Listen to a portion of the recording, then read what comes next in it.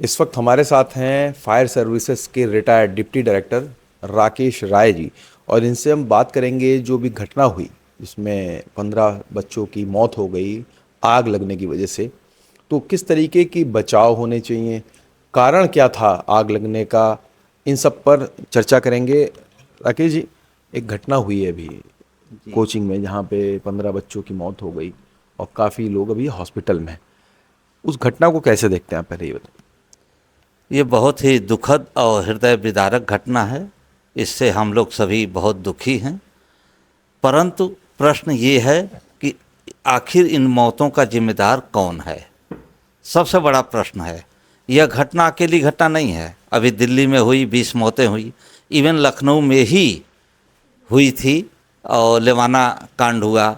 इस तरह से तमाम घटनाएं हो रही हैं, होती जा रही हैं। लेकिन मूल प्रश्न पर अभी हम लोगों का ध्यान नहीं जा रहा है कि घटनाएं आखिर क्यों हो रही हैं। सबसे बड़ा प्रश्न है, जब अग्निशमन का आपात सेवा नियमावली 2024 आ गई, नोटिफिकेशन हो गया, कानून बना दिया सरकार ने, उसका इम्प्लीमेंटेशन नहीं हुआ।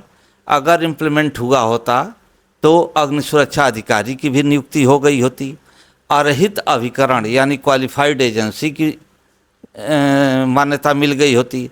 और क्वालिफाइड एजेंसी जब कहीं इंस्टॉलेशन करेगी तो मानक के अनुरूप करेगी। अभी लखनऊ में केवल और केवल रजिस्ट्रेशन हो रहा है। रजिस्ट्रेशन जो भी हो रहा है वो मानक के अनुरूप नहीं हो रहा है। और इसके जिम्मेदार जो भी इस तरह की एजेंसी हैं, जो बिल्डिंग खड़ा कर रही हैं, कार्यदायी संस्थाएं हैं, एक्चुअल रिस्पॉन्सिबल वही हैं। अनाप शनाप बिल्डिंग खड़ी हो जा रही हैं, कायदे से उसका मैपिंग स्तर पे कोई भी मॉनिटरिंग नहीं हो रही है। आर्किटेक्ट नक्शा बना दे रहे हैं और रजिस्ट्रेशन करने वाली कंपनियां कार्यदायी संस्था को देकर बिल्डिंग खड़ी कर दे रही हैं। और बिल्डिंग, अब जैसे इस बिल्डिंग में बार बार कहा गया कि 15 मीटर से ऊपर ये है नहीं, बार बार कहा गया कि इसमें एग्जिट एक ही थी। 15 मीटर से नीचे के भवनों में लिखा पढ़ी में केवल एक सीढ़ी की आवश्यकता है और वो सीढ़ी थी, फिर भी मौतें हुई। कंस्ट्रक्शनल डिफेक्ट था बिल्डिंग में, इसमें कोई शक नहीं है। लेकिन बिल्डिंग 15 मीटर के नीचे है, व्यावसायिक गतिविधियां चल रही हैं, आवासीय में नक्शा पास था, तो नक्शा पास करने वाली एजेंसी ज़्यादा जिम्मेदार है। फायर ब्रिगेड का इस स्तर पे कोई रोल नहीं था और फायर ब्रिगेड ने इस वो में बहुत अच्छा काम किया था। अच्छा, ये बताइए, आपने कहा कि फायर ब्रिगेड का ज़्यादा जिम्मेदारी नहीं थी। जब बिल्डिंग बनती है तो एलडीए जो उसका प्राधिकरण है उससे एनओसी लेता है आदमी, फायर ब्रिगेड की एनओसी होती है, बाकी जो एनओसीज नगर निगम है। तो जब फायर ब्रिगेड की एनओसी होती है तो क्या इस सब की जांच करना आवश्यक नहीं है कि अगर इस तरीके का कोई हादसा होता है तो उससे बचाव के क्या इंतजाम है वहाँ पे? फायर ब्रिगेड की एनओसी होती है, लेकिन रजिस्ट्रेशन करने वाली एजेंसियों के लिए यह कंपल्सन होना चाहिए कि विदाउट फायर एनओसी रजिस्ट्रेशन ही ना करें। अगर प्रोविजनल एनओसी ली होती, कार्यदायी संस्था बिल्डिंग बनाने के पहले ये सोची होती कि नहीं, फायर ब्रिगेड से नक्शा मानक के अनुरूप हम पास करा के काम करें और बिल्डिंग का यूज तभी करें जब अंतिम अनापत्ति प्रमाण पत्र फायर सर्विस से प्राप्त कर लें, तो शायद यह हादसा नहीं होता। अगर होता तो मौतें कम होने की निश्चित रूप से गुंजाइश थी, परंतु दुर्भाग्य से ऐसा नहीं हुआ। अब जब घटना घटित हुई तो छोटे छोटे अफसरों को इस तरह से सस्पेंड करके और कार्य का इतिश्री कर लिया जाए, यह बहुत ही दुर्भाग्यपूर्ण घटना है। और छोटे अफसरों को निलंबित करना इसका किसी भी तरह से समाधान नहीं हो सकता।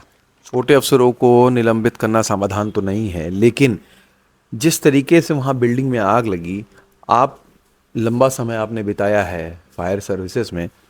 दिल्ली की भी घटना हुई, लेवाना हुआ था लखनऊ में कुछ साल पहले।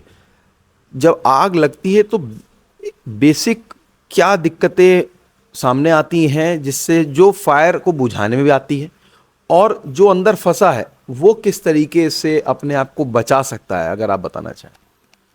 रेस्क्यू बहुत बड़ा पार्ट है, और अगर सच पूछिए तो फायर सर्विस का मूल काम ही रेस्क्यू है, जीव रक्षा। वह rescue from fire, rescue from well, rescue from sewer, rescue from smoke. कहने का मतलब रेस्क्यू ही, जीव रक्षा ही मूल रूप से फायर सर्विस का कर्तव्य है। सारी इसी के सराउंडिंग सारी व्यवस्थाएं होती हैं, जितने इक्विपमेंट लगाए जाते हैं, जितने भी ट्रेनिंग दी जाती है, सारे उपलब्ध हैं। ये बहुत ही सौभाग्य है कि इस सरकार ने इतना पैसा दिया है, 300 करोड़ रुपया इस सरकार ने दिया है रेस्क्यू किट पर, और वो आए हैं और प्रशिक्षण भी हो रहा है, सारी चीज़ें हैं। लेकिन अव्यवहारिक रूप से जो विकास हुआ है, हाच पाच रेजिडेंशियल बिल्डिंग पहले 1 मंजिल बनी, उनके पास पैसा आया, फिर 2 मंजिल किए, 3 मंजिल किए, फिर रेजिडेंशियल से कमर्शियल कर लिए। अब मानक या कंस्ट्रक्शनल तो बदल नहीं सकते।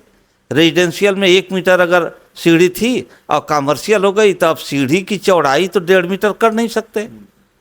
अब वो डिफेक्ट तो पड़ा ही रहा। तो असली जिम्मेदार तो जो कमर्शियल में रजिस्टर्ड की है एजेंसी, रेगुलेटरी अथॉरिटी, वो हुई कि कम सीढ़ी की चौड़ाई कम होने के बावजूद भी कैसे रजिस्ट्रेशन कर लिया। अब उसमें सैकड़ों बच्चे कैसे आ जा रहे हैं, और आ जा रहे हैं तो उनको रोकेगा कौन? फायर ब्रिगेड तो ठीक है, आग लग गई उसके बाद पहुंचा, अपना आग बुझाया, जो बचे थे बच्चे उनको निकाला।